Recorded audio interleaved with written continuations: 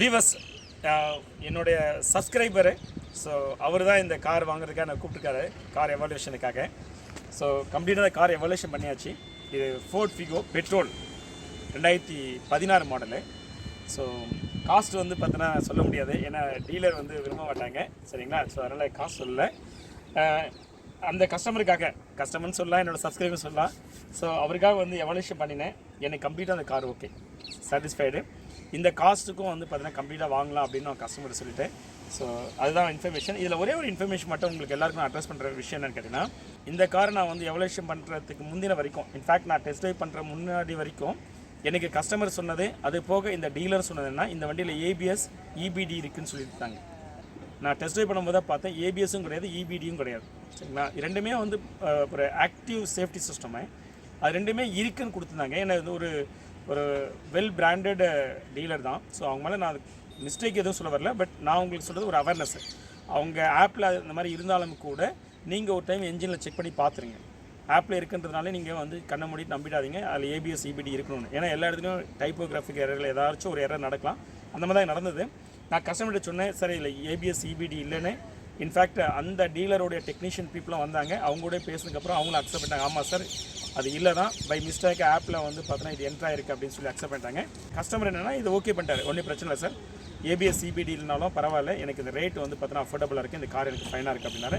நானுமே சொல்லுவேன் ABS EBD தவிர்த்து இது எல்லாமே நல்லா இருக்குது, பர்ஃபெக்டாக இருக்கணும்னு அவர் இந்த காரை வாங்கிட்டார். நான் ஒன் மோர் டைம்ஸ் நான் தேங்க்ஸ் சொல்லணும். ஏன்னா இந்த வீடியோ வந்து பார்த்தீங்கன்னா கஸ்டமர் தான் எடுத்துகிட்டு இருக்காரு. நான் என்னோடய கஸ்டமர்கிட்ட வந்து பார்த்தீங்கன்னா ஒரு வாய்ஸ் ரெக்கார்ட் பண்ணிக்கிறேன். இப்படியே சொல்லுங்கள் சார், நீங்கள் ஹவு டு ஃபீல் இந்த வண்டி இப்போது நான் பார்த்து கொடுத்தேன் உங்களுக்கு எப்படி இருக்குது, சாட்டிஸ்ஃபேக்ஷன் எப்படி இருக்குது? இல்லை சார் சொன்னதெல்லாம் உண்மை தான். ஃபஸ்ட்டு நான் வந்துட்டு வண்டி நானே ஒரு தடவை ட்ரை பண்ணி பார்த்தேன். ட்ரை பண்ணோன்னே எனக்கு பிடிச்சிருச்சு. பட் டெக்னிக்கல் நாலேஜ் வந்து எனக்கு தெரியாது, எப்படி செக் பண்ணேன் எதுவுமே தெரியாது. இவரோட வீடியோ பார்த்து தான் நான் வந்துட்டு நிறையா இம்ப்ரெஸ் ஆனேன். ஸோ இவரை கூப்பிட்டு பண்ணிடலான்னு எனக்கு ஒரு ஃபஸ்ட்டு ஒரு ஐடியா இருந்துச்சு. அதே மாதிரி கூப்பிட்டு வந்தோடனே அவர் எல்லாமே கண்டுபிடிச்சார். வந்தோடனே சொல்லிட்டார், இதில் வந்து இபிஎஸ் இல்லை ஏபிஎஸ் இல்லை, உங்களுக்கு டெக்ஸ்ட் வந்துட்டு தப்பாக கூட இருக்கலான்னு சொன்னார்.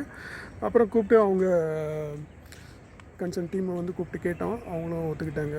ஸோ பட் அது இல்லைனாலும் வண்டி வந்து எனக்கு இவரோட குவாலிட்டி அசூரன்ஸ்னால இந்த வண்டி நான் எடுக்கிறேன். எனக்கு பிடிச்சிருக்கு. ஓகே, இந்த ரேட்டுக்கும் பிடிச்சிருக்கு. அது ஏபிஎஸ்ல இருந்தால் கூட ஓகே தான் எனக்கு. தேங்க்ஸ் சார், எங்களோட feedback great. Thank you sir. So இந்த கார் தான் கஸ்டமர் வாங்குறாரு.